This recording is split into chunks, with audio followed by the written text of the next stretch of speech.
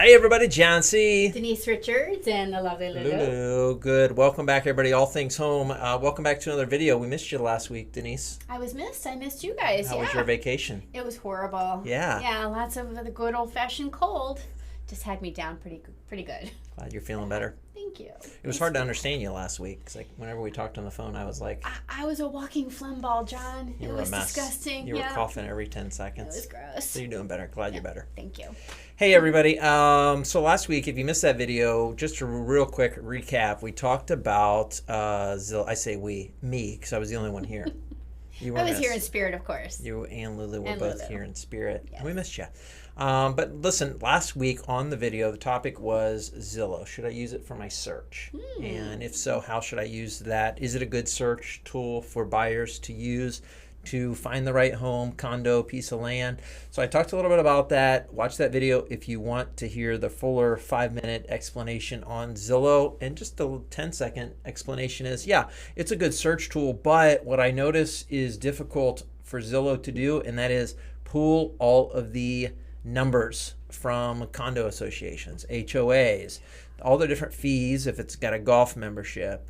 If it has more than one HOA fee of some sort, Zillow just doesn't seem to pull over all of that data. I would agree with that too, John. Also, I've noticed more often than not the tax figure is not always correct on the Zillow listings. Oh, good point. Yeah, and also another thing to keep in mind is if the home you're looking at happens to be on the water, Zillow doesn't recognize that the home it's comparing it to is not on the water. Ooh. Now, see, last time I didn't even get into Zestimates, but you're so true about that. The Zestimate side of things, they only go off of square footage and what's in the air. They don't know which side of the street you're on. Very generic. Very generic. Yeah, so that's why you need...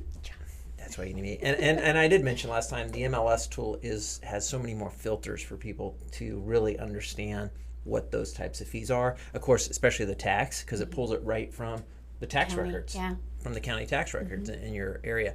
So way more accurate. But it's a good springboard if somebody wants to use it. The ease of it, the functionality is decent. Gauge. Yeah, it's decent. So I always just encourage my clients to call or email me if they want to know the exact figures. Oh, yeah. Yeah. All right. Well said. I love how you helped me there on that one.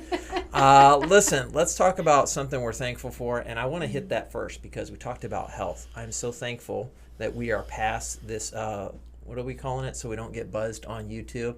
Like this flu. What's it called? I don't know. Ouchie, fouchie, flu. Pandemic. I don't know. I'm so glad we don't have to wear masks much anymore. Yeah. I mean, we haven't in Florida really. We're getting over the hump, I feel. I feel like we are way over the hump in Florida. Some of you guys out there are still top of the hump and you're still working past that. I feel bad for you. Indeed. Yeah. Yep.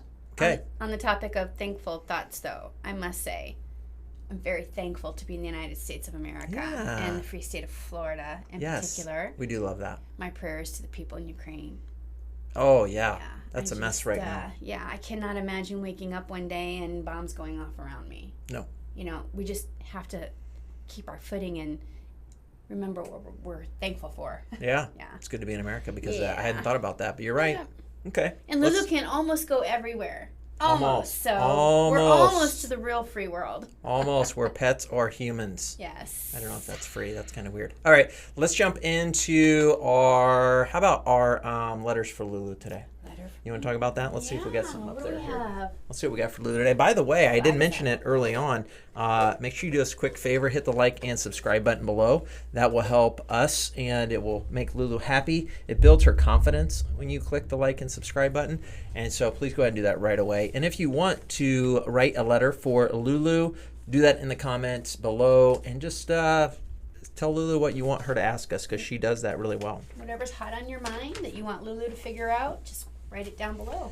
Write it down below, and I will read it for Lulu because she can't read. Well, she forgot her glasses, too. Oh, she did? Yeah. I can't wait to see those. All right, Lulu, should I rent or should I buy? Should I rent or should I buy? That's the question of the day to Lulu. And I think that's such an appropriate question because the market right now, which we kind of skipped past earlier in our podcast here, the market's still pretty crazy. It's very crazy. It's volatile. My goodness, you think about renting at such a high amount. Yeah. Buying at what we feel is a high amount right now. But good word. Good word. Feel, right? Because we don't know if we're at the top. We don't.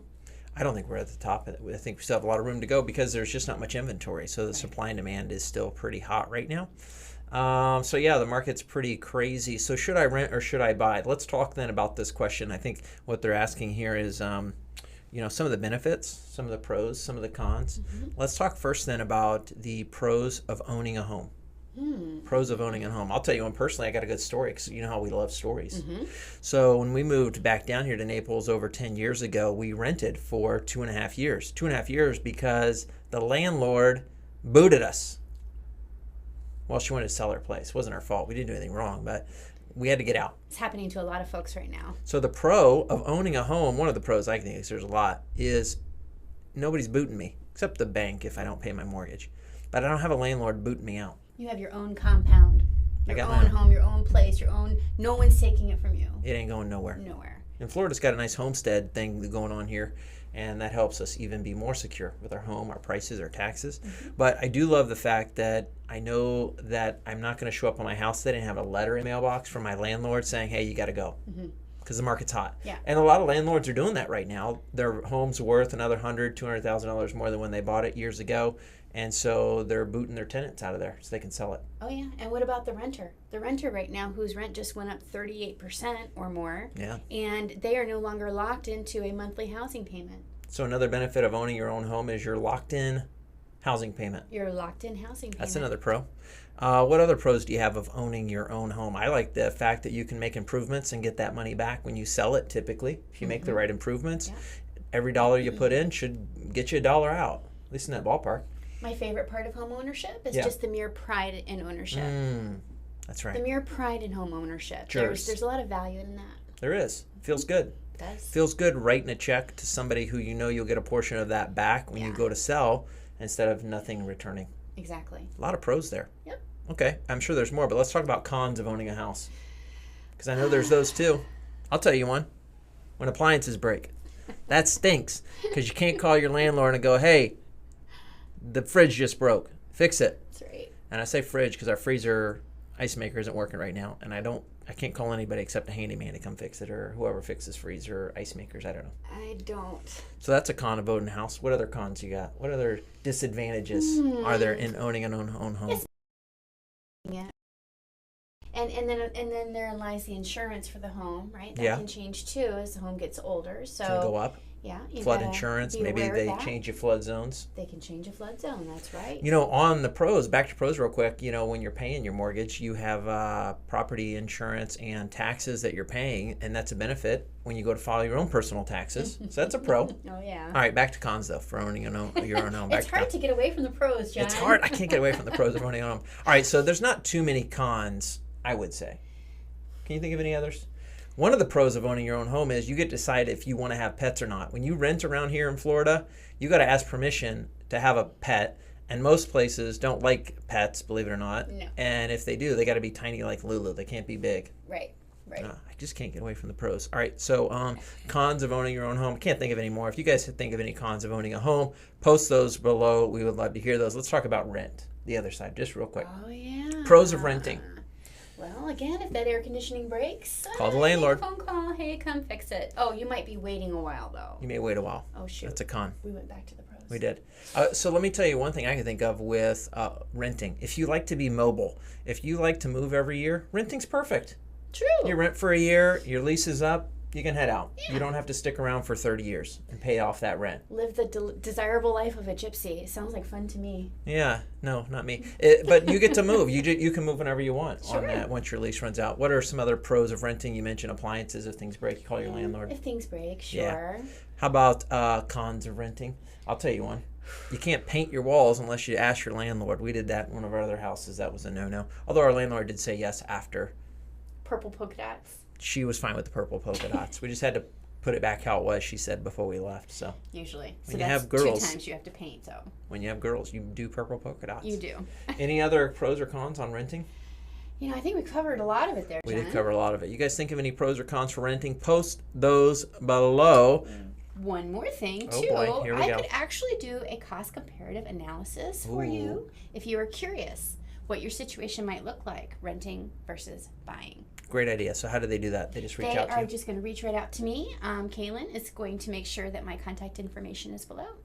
Awesome. Love that. So you'll do a cost analysis on the cost to own a home if they're buying in a certain price point. You'll tell them what their mortgage and their principal interest, and all that stuff insurance is going to run compared to if they're going to rent. Long-term savings versus long-term cost. Ooh. You know, I hate to even move on from this topic. It's such a good topic. But when you own a home, you force yourself into a savings account. Because every month you make your mortgage payment, you're paying down your principal on your home. Mm-hmm. So in essence, you're creating a savings account. You're forcing yourself to save so that when you go to sell, there's your savings. Hopefully you cash out on some of that. It's brilliant by design.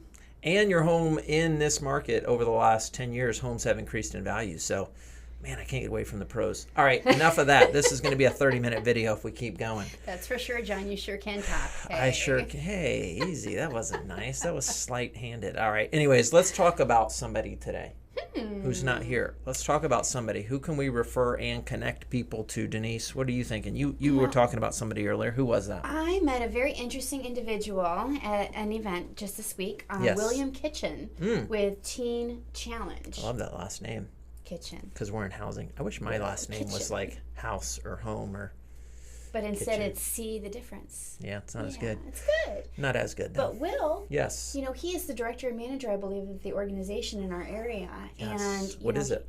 It's an organization that helps teens to adults, 12 years and older, try and help with grappling life's challenges. Maybe there's some addiction. Maybe it's a young person trying to launch from a home or maybe no home and needs some help and direction. Yeah. And maybe it is an adult that was launched a while ago from their home and they're just trying to find their way. Yeah. And they need some help. So I would say I met Will the other day too. He's a great guy. If you know someone in this area, we'll get you in touch with Will. Kaylin will put his contact information on the screen somewhere. We'll also put it in the description below. Reach out to Will. You can be anonymous if you know somebody who has a substance abuse problem. They're addicted to something, drugs, alcohol. Very serious issues. Reach out to these guys. They are a Christ-centered based organization and they are there to help you. They are non-for-profit. I don't know their cost. I'm pretty sure they may not have any cost. I don't know. It doesn't matter. Call them if they need help. Denise will pay for it. And you can always reach out to either John or myself. Yeah. Don't ever feel helpless. Ever. Right? There's always somebody out there feeling like you are feeling. We like to have a lot of fun, but life is serious too. It can be serious. Can be serious. So reach out to us and reach out to Will. He's a great guy. He is super friendly. We love him to death. He's part of our network group, and he will be glad to help him and his entourage of Teen Challenge people. And it's not just for teens, like Denise said. It's for anybody. 12 and older. 12 and older. Are you older than 12? Reach out to them. All right, and they also take volunteer people. So if somebody wants to volunteer, they love to gather resources to support people as well. All right, before we wrap up today, one more time, I want you to take a look at Lulu and hit the like for Lulu button at the bottom of the screen. Please do that for us. We are up just over 175 subscribers. We want to hit 200 by Easter? Easter. That's kind of far out. What's the next holiday?